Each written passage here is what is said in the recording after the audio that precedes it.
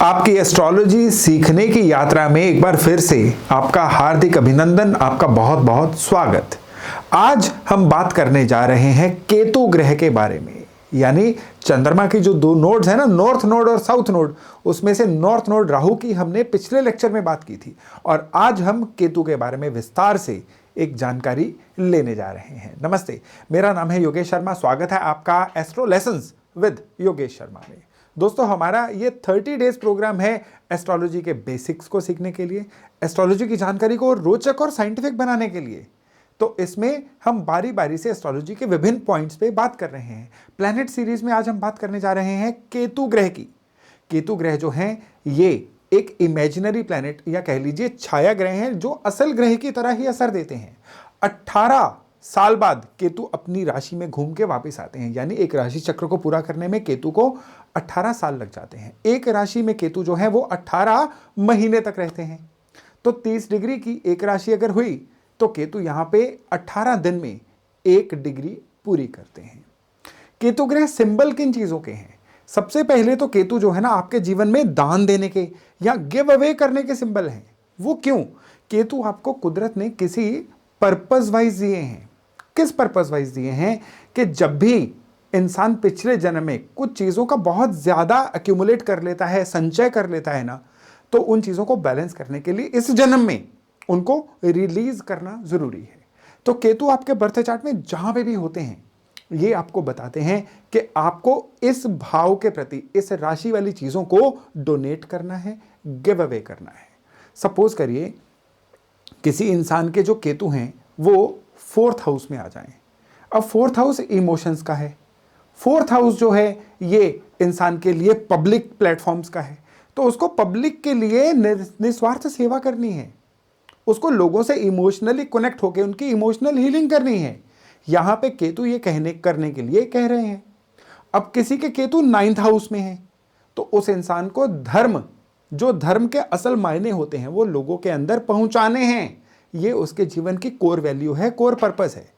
तो किस तरह से कौन सी सर्विसेज देके या कौन सी चीज को देके हम अपने जीवन में बैलेंस पा सकते हैं, वो केतु से बेहतर कोई नहीं बताता है। केतु ही आपके जीवन के, आपके देनदारियों का छिपा हुआ राज है। लेकिन एट द सेम टाइम आपको याद रखना होगा कि केतु जब बिगड़ जाए ना, कर्जा देने में नंबर 1 प्लेनेट केतु होते हैं। बिगड़े हुए केतु की जब भी दशा अंतरदशा आएगी ना, तो इंसान के जीवन में वो कर्जा जरूर लेके आती है। धन की इंडेबिटनेस जो होती है वो जरूर लेके आती है। अब जगहों में हर जो लीगल प्रॉब्लम है ना, या लीगल मैटर जहां पे डिस्कस होते हैं, वो केतु की जगह है।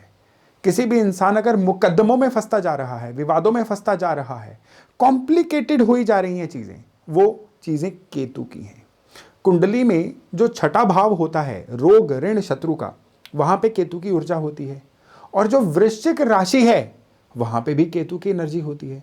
अब 6ठा भाव रोग, ऋण, शत्रु का, वृश्चिक राशि चीजों के लगातार खराब होने की, डिके होने की, या चीजों के शेप चेंज करने की, प्रॉब्लम्स की, सफोकेशन की राशि है केतु, वृश्चिक। केतु इन सब चीजों के भी कारक हैं। केतु जहां पे भी होते हैं ना, उस घर के प्रति कोई ना कोई विघ्न, बाधा, सेपरेशन, कॉम्प्लिकेशन जरूर आती है। केतु सेपरेशन के भी कारक हैं। केतु जो हैं ये यात्राओं के भी कारक हैं। केतु जो हैं ये राहु केतु के बॉडी में से आप जो धड़ है उसको केतु माना जाता है। राहु जो थे वो सर थे, तो सर क्या करता है? देखता है, बोलता है, सुनता है, सेंसेस हैं उसके पास, लेकिन उसके पास हाथ नहीं है, करने की पावर नहीं है। तो केतु के पास हाथ हैं लेकिन सोचने की पावर नहीं है। तो जब भी केतु चलते हैं ना, इंसान काम कर देता है लेकिन सोच नहीं पाता है। बिना सोचे समझे किए जाने वाले सारे के सारे काम जो हैं ये केतु के अंडर आते हैं। जैसा मैंने अभी आपको बताया कि कोर्ट रूम जो है वो, या वकील का जो कक्ष होता है, ये केतु का एक पॉइंट होता है। अगर केतु की चीजों की बात करें ना, तो नर्वस सिस्टम शरीर का केतु है। वो नसें जो दिखती नहीं है, अंदर जो काम करती हैं, वो सारी की सारी केतु की नसें हैं। जेनिटल ऑर्गन्स, रिप्रोडक्टिव ऑर्गन्स, ये केतु के अंडर आते हैं। यूरिनरी सिस्टम ये केतु के अंडर आता है। इवन अगर हम फिजिकल चीज़ों की बात करें तो जो सुइयां होती हैं, चाहे वो इंजेक्शन वाली नीडल हो, चाहे वो दर्जी की नीडल हो, ये सारी की सारी यानी बारीकी वाले काम ये केतु के अंडर आते हैं। तो टेलर शॉप, टेलरिंग का कोई भी प्लेटफॉर्म, ये भी केतु के अंडर आता है। वीविंग की कोई भी इंडस्ट्री है वो केतु के अंडर आती है। बच्चों के खिलौने तक केतु हैं। सो केतु की चीज़ों को समझने के बाद आपको एक और चीज़ को याद रखना है कि केतु जो हैं वो पतली से पतली मखमली जो चीज़ें होती हैं जो किसी चीज़ को कवर करें, वो भी केतु के अंडर आती है। तो चलिए, ये तो थी केतु की एक बेसिक जानकारी। अब हम बात करते हैं कि कुंडली में हर भाव में जब केतु होता है तो ये अपने नतीजे किस तरह से बदलता है। केतु का बेसिक फ्लेवर यही रहेगा, लेकिन घर की एनर्जी के हिसाब से जिस राशि में है उसकी एनर्जी से प्रभावित होकर केतु अपने रिजल्ट्स को थोड़ा थोड़ा तो बदलेगा। अब अगर लग्न में यानी फर्स्ट हाउस में केतु होगा जहां पे सूर्य की एनर्जी होती है, तो सबसे पहले केतु यात्राओं के कारक हैं, डिस्प्लेसमेंट के कारक हैं। तो लग्न में केतु क्या करता है, खुद को ही डिस्प्लेस कर देता है। ऐसे इंसान के जन्म होने के बाद या तो इनके पिता को कोई ऐसा काम आन पड़ता है कि जिससे उनका स्टेशन चेंज हो जाए, जिससे ये जातक भी साथी में चला जाए, या ये केतु एक्टिव होने पे क्या होता है, घर नया बन जाता है इनके पैदा होने के बाद। लेकिन ये केतु बिगड़ जाए तो क्योंकि हेड वाले घर में है ना, तो सरदर्द इनकी क्रोनिक प्रॉब्लम बन जाती है। इस चीज़ को भी याद रखिएगा। इवन कपल इश्यूज जो हैं वो लग्न के केतु वालों को बाकियों के कंपैरिजन में ज़्यादा देखे गए हैं।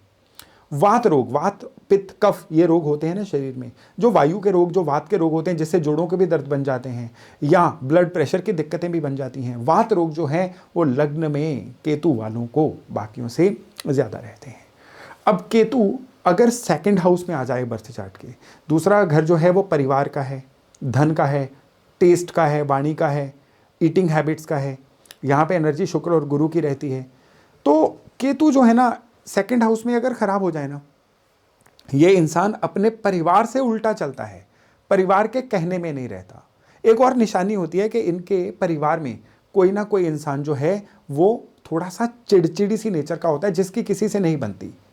और ये लोग खाने पीने में ना एक बार इस चीज़ को ट्राई करने में क्या हर्ज है, इस आइडियोलॉजी को बहुत मानते हैं। हर चीज़ को खा के ट्राई करना चाहते हैं। इनको जो एंसेस्ट्रल प्रॉपर्टी यानी पैतृक संपत्ति होती है वो जनरली अच्छे तरीके से स्मूथली मिल ही जाती है, लेकिन इनको अपनी ईटिंग हैबिट्स का बहुत अच्छे से ध्यान रखना चाहिए। केतु थर्ड हाउस में हो तो नेम एंड फेम देते हैं, लेकिन इसके साथ साथ देखिए केतु को ना एक और चीज़ है कि आपको याद रखना है, केतु जो है नेम एंड फेम के भी कारक हैं। तभी केतु का जो सिंबल है वो झंडा भी होता है। तो अगर थर्ड हाउस में केतु होगा, थर्ड हाउस पड़ोस का भी होता है। और नॉर्मली थर्ड हाउस के केतु वालों के बारे में देखा गया है कि इनके पड़ोस में कुछ ना कुछ अबेंडननेस, उजाड़ होता है, या वो घर जो है इनके आस पड़ोस वाला वो ढंग से बस नहीं पाता है। थर्ड हाउस के केतु वाले जो लोग होते हैं ना, इन लोगों की जनरली देखा गया है कि अपने ससुराल वालों से भी किसी ना किसी वजह से कोई ना कोई डिटैचमेंट सी रहती है।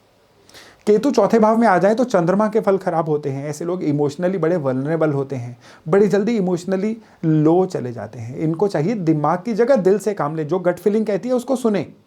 इनके जीवन में तरक्की स्लोली शुरू होती है, लेकिन फिर होती चली जाती है। और इनको सबसे ज़्यादा अपनी मदर की हेल्थ का भी ध्यान रखना है और अपने मन की हेल्थ का ध्यान रखना है। एंग्जाइटी, डिप्रेशन, ऐसी चीज़ें जो है ना बाकियों के कंपैरिजन में इनको थोड़ी जल्दी आ जाती हैं। केतु पंचम भाव में हो तो पंचम भाव विद्या का भाव है, तो इन लोगों को विद्या में कोई ना कोई बाधा आ जाती है। यूरिनरी सिस्टम की कोई ना कोई परेशानी भी इनको आ जाती है। और अगर यहाँ पे सूर्य खराब हो जाए तो इनकी मान हानि भी जीवन में एक बार होती ही होती है। छठे भाव हालांकि केतु की अपनी एनर्जी है, लेकिन यहाँ पे बुध का ज्यूरिसडिक्शन है। बुध और केतु का आपस में संबंध कोई अच्छा नहीं है। तो छठे भाव में केतु आ जाए ना, तो नॉर्मली मेमोरी की दिक्कत या बोलने में कोई ना कोई दिक्कत ये इनको ज़रूर रहती है। और इनको अपने जीवन में सरकारी पेनल्टीज़ का, सरकारी दंड का भी सामना करना पड़ सकता है। इनके घर में एक निशानी होती है कि अगर इनके घर में बहुत पुराना टूटा फूटा फर्नीचर रखा हुआ हो ना, तो समझिए कि ये केतु खराबी दे रहे हैं। अब हम बात करते हैं केतु सप्तम भाव में शादीशुदा जिंदगी में परेशानियां देता है, लेकिन उसमें भी इनका गलत वचन बोलना, जीवन साथी की इज्जत ना करना या झूठ बोलना, ये भी बहुत हद तक शामिल हो जाता है। इनका बिहेवियर छठे सातवें भाव में केतु होगा ना, तो थोड़ा सा जीवन साथी के प्रति असहिष्णु या कह लीजिए कि इम्पल्सिव बिहेवियर बन जाएगा। केतु अष्टम भाव में हो तो ये मनी मैटर्स के लिए रॉन्ग है। मनी मैटर्स के लिए अष्टम भाव का केतु जो है कभी भी अच्छा फल नहीं देता, क्योंकि अष्टम भाव में बैठा हुआ केतु सीधे सीधे धन के भाव को देख रहा है, जहां पे ऑलरेडी राहु बैठे हुए हैं। और इनके घर में नॉर्मली एक निशानी सी बन जाती है कि इनका जो बेड होता है ना वो टूटा हुआ होता है। लाल किताब की बात करें ना, लाल किताब में केतु को बेड भी बोला गया है। और अष्टम भाव में केतु हो तो इनका अगर बेड टूटा हुआ हो तो अष्टम भाव के केतु के बड़े खराब नतीजे मिलने शुरू हो जाते हैं। 9वें भाव में केतु अच्छा होता है, ये गुड होता है, ये पिता के नाम से अगर काम करें तो इनके लिए और अच्छा हो जाता है। यानी अगर 9th हाउस का केतु हो, अपना बिजनेस करना चाहें तो अपना ब्रांड नेम पिता के नाम पे रखें, ईश्वर बहुत साथ देगा। लेकिन एक इनकी जीवन में आयरनी रह जाती है कि इनका ना जरूरत पड़ने पे ये सोना सबसे पहले बेचते हैं। अपना सोना नहीं बेचना चाहिए इनको। सोना बेचने से इनके 9वें भाव के, किस्मत के, पिता के, केतु के सारे रिजल्ट जो हैं वो खराब होने शुरू हो जाते हैं। अब अगर हम केतु 10वें भाव की बात करें तो ये केतु जो है फादर के लिए अच्छा नहीं होता। इवन भाइयों बहनों से भी थोड़े संबंध जो हैं वो कम ही बनते हैं। केतु 10वें भाव में होता है ना, तो ऐसा इंसान अपने काम कारोबार के प्रति बहुत ही ज्यादा तजुर्बे करने वाला, एक्सपेरिमेंट करने वाला बन जाता है, जो इनको नहीं करना चाहिए। केतु 10वें भाव में होना, केतु क्योंकि चलने फिरने की यात्राओं के कारक हैं, 10वां भाव जो है ये धन कमाने का कारक है। दोनों एनर्जीज को जोड़िए तो यहां पे ये फलित करिए कि अगर ये लोग चल फिर के काम करें, घूमते फिरते वाला टूरिंग कोई काम में इन्वॉल्व हो तो फिर वो काम इनके लिए अच्छा चलेगा। केतु 11वें भाव में हो तो ये फ्यूचर को लेके बहुत ज़्यादा चिंतित रहते हैं, वर्तमान को एंजॉय नहीं कर पाते। फ्यूचर कैसा होगा, फ्यूचर में ये हो जाएगा, ऐसा कर लो तो ऐसा हो जाएगा। हमेशा फ्यूचर का एक इनसिक्योरिटी, एक डर इनके मन में बैठा रहता है, जिसको अभ्यास के द्वारा इनको काउंटर कर लेना चाहिए। केतु 11वें भाव में हो तो ये इनके जो दोस्त होते हैं ना, वो भी घुमक्कड़ प्रवृत्ति के इनको मिलते हैं, जो बहुत ज़्यादा अच्छी वैल्यू ऐड नहीं कर पाते हैं। केतु 12वें भाव में हो तो 12वें भाव के केतु को मोक्ष कारक क्यों बोला जाता है? 12वां भाव आइसोलेशन का, केतु स्पिरिचुअलिज्म का प्लेनेट, ये दोनों मिल जाएं तो जरूरी नहीं है कि 12वें भाव के केतु वालों को मोक्ष मिलता ही मिलता है। 12वें भाव के केतु वाले नॉर्मली मन के रूप में कमजोर भी देखे गए हैं। 12वें भाव के केतु हों तो सबसे पहले तो ऐसे इंसान को मेडिटेशन करके अपने मन को स्थिर रख के अभ्यास करना चाहिए। इनका खर्चा जो है अच्छे कामों पे होता है, लेकिन शरीर में वात रोग जो हैं वो इनको परेशान करते हैं, जिससे रूमेराइटिस या कह लीजिए जोड़ों वोड़ों की दिक्कत जो है बाकियों से जल्दी इनको आनी शुरू हो जाती है। दोस्तों अब अंत में मैं समअप करूंगा कि आपके घर के अंदर अगर जॉइंट्स यानी टैप्स के जॉइंट्स, पानी के जॉइंट्स खराब हों तो भी ये केतु के खराब होने की निशानी है। आपके घर के अंदर अगर फैमिली मेंबर्स में जोड़ों की दिक्कत आनी शुरू हो गई है, ये केतु के खराब होने की निशानी है। अगर आपके घर के अंदर इमोशनल एंग्जाइटी सभी के में एक चेन बन रही है तो भी ये केतु के खराब होने की निशानी है। और अगर घर में कर्जा ज़्यादा बढ़ रहा है तो ये भी केतु के खराब होने की निशानी है। तो केतु के बारे में एक ये था छोटा सा ओवरव्यू। मैं आशा करता हूँ इससे लाभ लेके आप अपनी एस्ट्रोलॉजी सीखने की यात्रा को बहुत बढ़िया, बहुत आगे ले जा पाओगे। तो चलिए आज के वीडियो को विराम देते हैं, मिलते हैं अगले वीडियो में नई जानकारी के साथ। धन्यवाद।